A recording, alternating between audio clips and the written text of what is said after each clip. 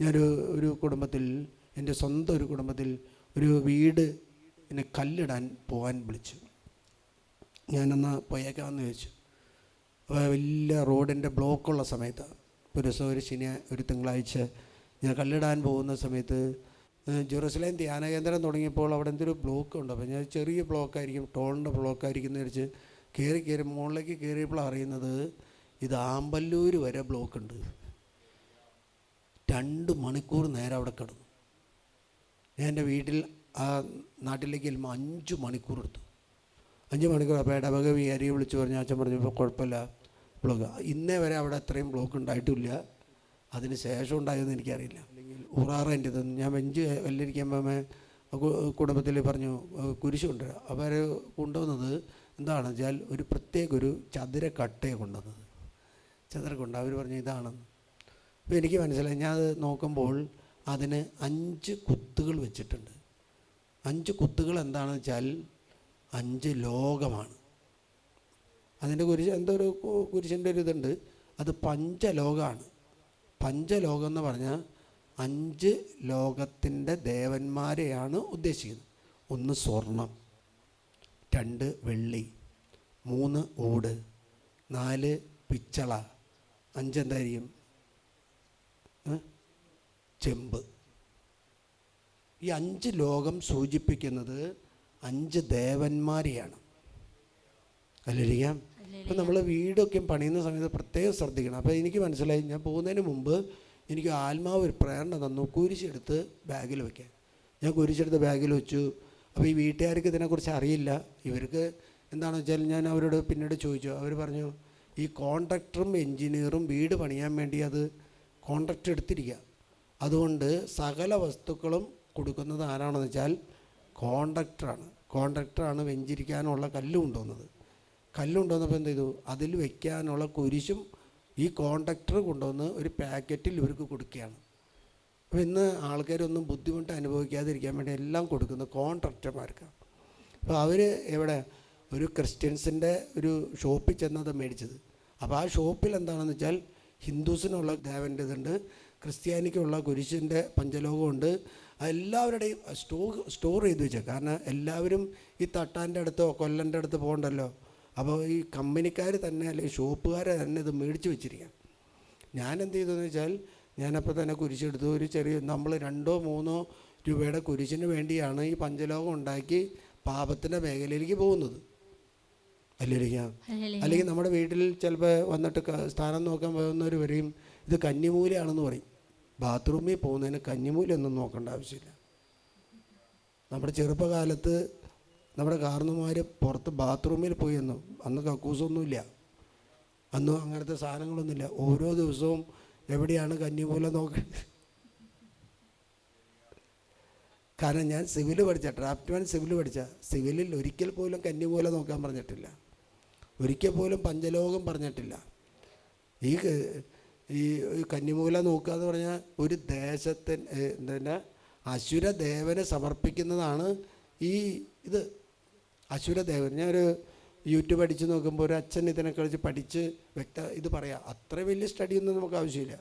കാരണം അസുരദേവനാണെങ്കിൽ പിന്നെ ആ ദേവനെക്കുറിച്ച് പഠിക്കേണ്ട ഒരാവശ്യം ഇല്ല, അല്ലേ? ആ അച്ഛൻ പറയുന്നുണ്ട്, ഇത് ഒരു മതത്തിൻ്റെ ആചാരം അവരുടെ ഭവനം പണിയുന്നതിന് മുമ്പ് അവർ ചെയ്യുന്നൊരു കാര്യമാണ്.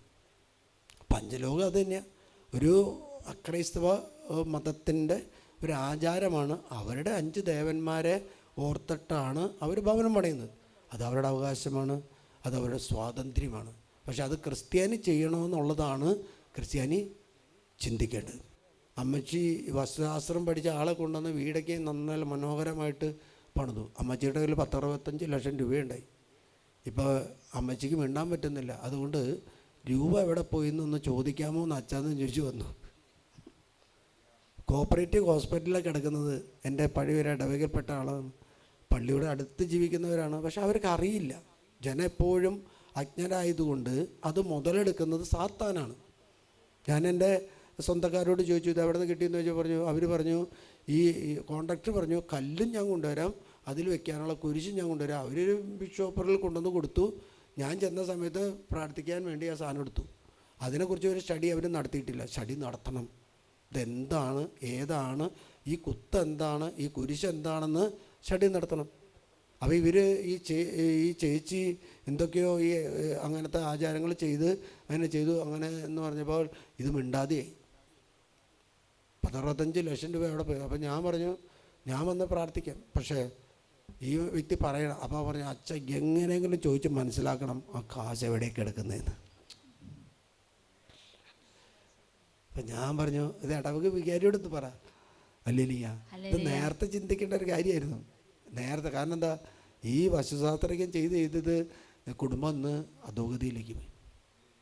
അതിനായാലും ഞാൻ പോയില്ല. അവരുടെ സ്വന്തം ഇടവകയിൽ അച്ഛൻ വന്ന് രോഗീലേപനം കൊടുത്തു. പിറ്റേ ദിവസം ആൾ മരിച്ചു. രഹസ്യം എന്താണെന്ന് ഇതേവരെ അറിയില്ല.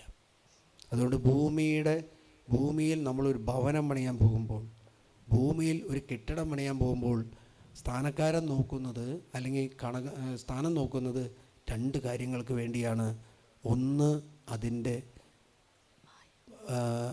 അടിയിലൂടെ ഒഴുകുന്ന വെള്ളത്തിൻ്റെ ഒഴുക്ക്. അത് നമ്മൾ കാണുന്നൊരു കാര്യം ഇതാണ്.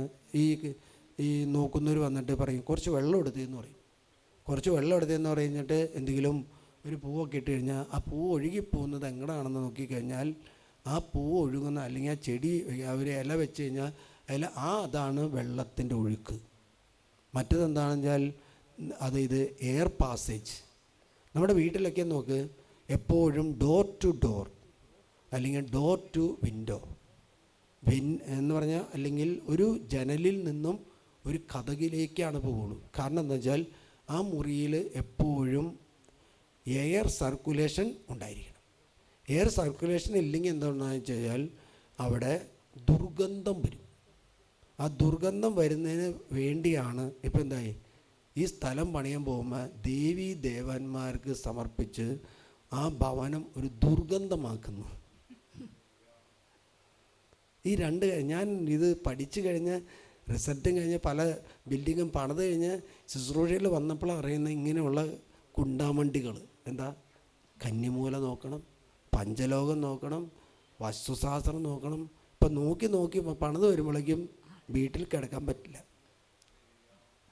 വീട്ടിൽ കിടക്കാൻ പറ്റാത്ത വിധത്തിലല്ല. അതുകൊണ്ട് ഓരോ മതത്തിനും ഓരോ ആചാരങ്ങളാണ്. അതാണ് ക്രൈസ്തവൻ തിരിച്ചറിയേണ്ടത്. അത് അക്രൈസ്തവരുടെ ദേവൻ ആരാധിക്കും.